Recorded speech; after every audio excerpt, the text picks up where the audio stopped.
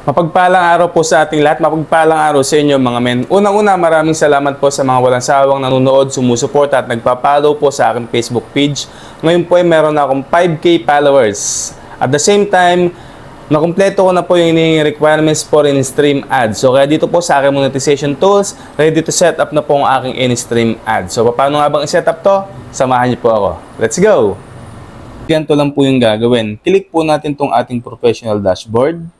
Scroll up, then click monetization, click setup, then click get started. Meron po tayo dyan makikita select your business info. So once po na tayo nakapag-set up na ng ating payout account, lalabas na po dyan yung ating pangalan. I-click ko lang po itong circle. Then click next. Okay, choose how you'd like to get paid. So ito po, nakalig na po dito yung aking bank account. So click ko lang din po yung aking bank account. Then click link payout method. Your application is being reviewed. Thank you for submitting your application to start using in-stream ads.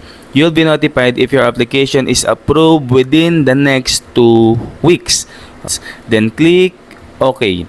So ayan po, maghihintay po ako ng 2 linggo, then gagawin ko po yun ng video kung ako po ba ay na-approvean na sa aking in-stream ads. Okay po, thank you for watching. Sana po nakatulong.